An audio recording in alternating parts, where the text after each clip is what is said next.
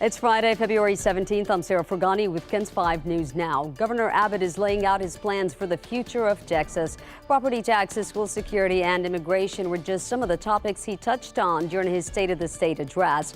One of the items Abbott declared lawmakers can vote on immediately is ending COVID-19 restrictions, cutting property taxes by $15 billion, bolstering school security, and investing more money into border security. Abbott also praised Texas's job market for adding 1.9 million new jobs since he took office, which tops the nation in job growth. The governor is also prioritizing stricter punishments for drug dealers and doing more to supply Narcan to fight the fentanyl crisis. Meanwhile, responding to the governor's speech, Democrat Senator Roland Gutierrez, who represents Uvalde, saying Texas has utterly failed families across the state. In a statement, he said, quote, Governor Greg Abbott is yet to say, do, or promise anything of substance to keep our children safe from the scourge of gun violence, end quote. A San Antonio police officer has been cleared of wrongdoing for shooting and killing a 13-year-old boy. In June, SAPD says A.J. Hernandez drove a stolen car into a police cruiser. Officer Steven Ramos shot Hernandez because police say he feared the teen would hit another officer. But the family's attorney says AJ was not driving the car fast enough to threaten police and claims Ramos shot Hernandez without warning the teen. We've also learned that Ramos shot and killed another person in 2021 while wearing his badge. We spoke with SAPD Chief McNeil. The scrutiny comes with the judicial process and the administrative process that takes place in the wake of a shooting. There were no administrative policies that were violated in either shooting, and both shootings were cleared by the DA's office.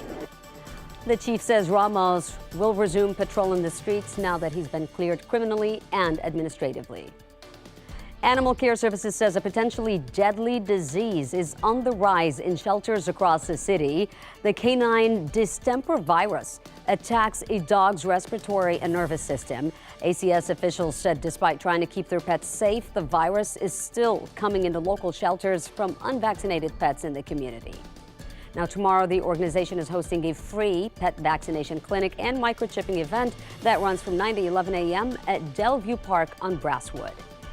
It is decided San Antonio City Council will put the Justice Charter on the May ballot. Clayton Perry, John Courage, and Manny Pelaez walked out of the council chambers and did not vote, some of them citing concerns with the ballot's language and putting all 6 proposals into one vote. The Justice Charter would seek to decriminalize abortion and low-level marijuana possession, codify cite and release, and also ban police no-knock warrants and chokeholds, among other things. We spoke with City of San Antonio attorney Andy Segovia. He said the council vote was not about whether they approve or disapprove of the charter amendment, but simply it is a process they must approve. In our position, which we submitted to the Supreme Court, and it's a public document, we argued that the City Council needs to put the petition on the ballot as presented to the voters. So that's why we're not carving it up, when we didn't carve it up. He also said some of the measures on the ballot are not enforceable because they're illegal under state law. The charter amendment will be up to the voters to decide in May. That council vote is facing criticism from Texas Attorney General Ken Paxton. His office now petitioning the Supreme Court to block the amendment from being included on the May ballot. Meanwhile, after much controversy surrounding him, embattled City Councilman Clayton Perry has announced he will not seek a 4th term.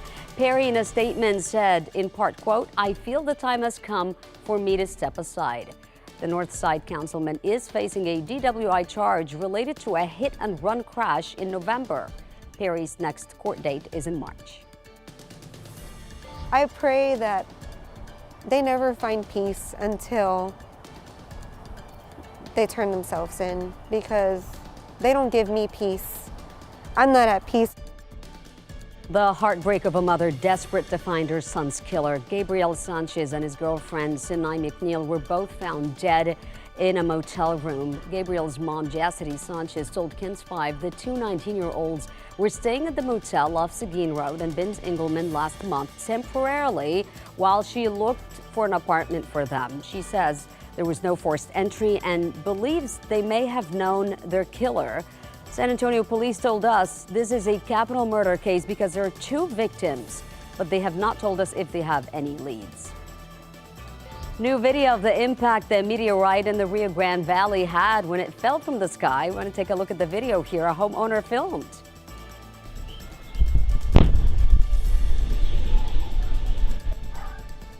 And this was just 2 days ago, west of McAllen. Researchers now saying that meteorite was about 2 feet in diameter and weighed about 1,000 pounds. Based on the angle of entry, they believe pieces of it made their way to the ground.